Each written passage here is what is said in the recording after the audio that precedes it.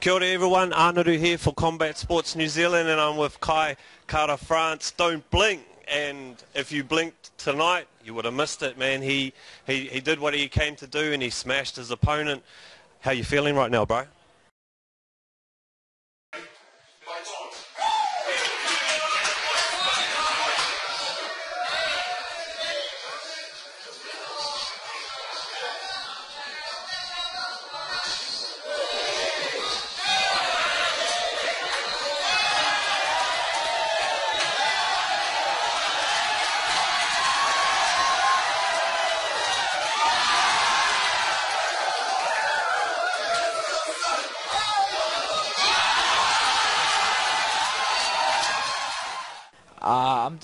I'm kind of speechless. Like the turnout that we had tonight, all the support and all the love from my family and friends, it's overwhelming, and it means a lot to me. All this hard work I put into the sport and all these years of dedication, it's all worth it when you see everyone come out, and just the love I've been getting, man, it's crazy.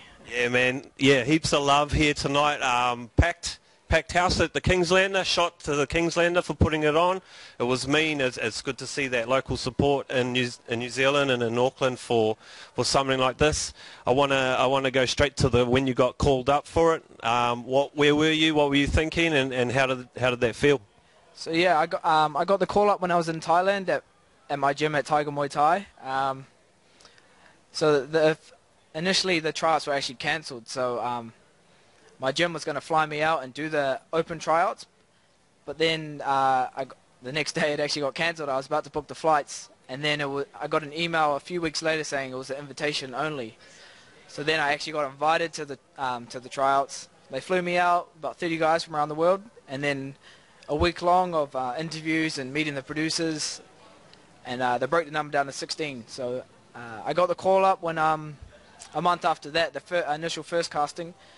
And then, yeah, I got a call up like 2 days before I was about to fly out. They said I'm in, and then I flew out to Vegas and we started the show. So mean. So you did all the interviews, all the tryouts, so to speak, and you didn't know for a month. So that must have been hell, really. Yeah, it really was.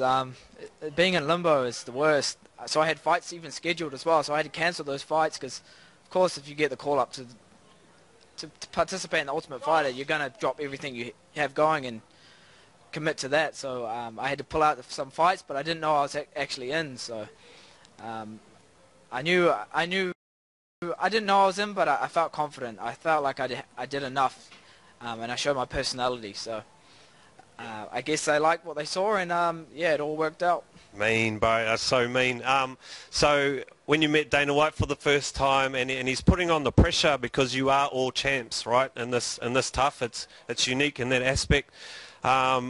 Did you feel that pressure straight away, or was it something you're obviously putting a lot of pressure on yourself anyway? You got this opportunity of a lifetime. How did it feel when you finally got to Vegas and you met the big boss man? I kind of felt there was no nerves at all. I just felt like I was home.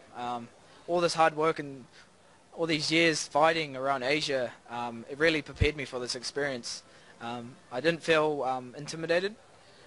I just felt like it was my time. Yeah. Mean. Well, when you say that, we just watched the episode with you. Your coach Henry Cejudo, he said he thought you might have lacked a bit of confidence. Was that just like Kiwi, just chill, your Kiwi attitude, or was he right? No, it was a bit of both. Americans are quite in your face and very open about everything. As being a Kiwi and living on an island in Phuket, we've got that chill kind of vibe, and it was a bit of weight cutting as well. I was weight cutting hard when we were training. People don't realize, but as soon as we got into the house, the first matchup, you're only a few days out from fighting, so you're deep into that weight cut. I was cutting about 4 or 5 kgs, and yeah, I had no energy. So of course my training won't be 100%. I'm going to be just working technique. I'm not trying to do anything crazy, do any conditioning, anything like that. And just a mixture of that and being relaxed. They didn't really know me at that point, so they didn't know what to expect. So it all worked out. Yeah. Your coach, Henry Cejudo, he's just fought the guy that you potentially will be fighting, Mighty Mouse, the champion. What surprised him about his training techniques, his coaching techniques? He said on The Ultimate Fighter that was the first time he has been coaching. Anything surprise you about his training techniques? Well, he first and foremost, he's a fighter, so he's never done coaching.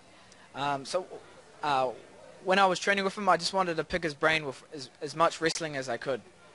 The guy's an Olympic gold medalist, the highest level you could ever achieve in wrestling. So for me, that was perfect. In New Zealand and Thailand, we do have wrestling, but of course not of that caliber. So I just wanted to make the most of that. Yeah, pick his brain about the wrestling. What's it like? You knew you were going to fight your opponent day before. Was it a day before the fight? What's it like living with him? You know you're going to have to smash his face. What's that like? So we're all champions, we're all professionals, and we all hold ourselves in the right way. So there's no emotion involved. It's all business.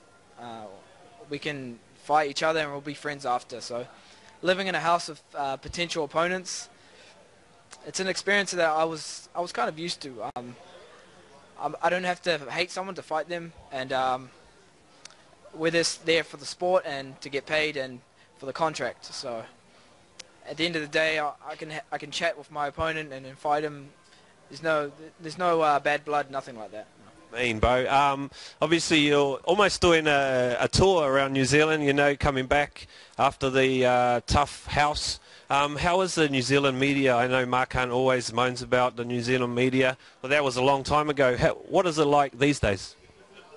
It's always good to come back home and get recognised for the achievements you've done and to represent New Zealand. People don't know, but being involved with the UFC is like the Olympics of the sport.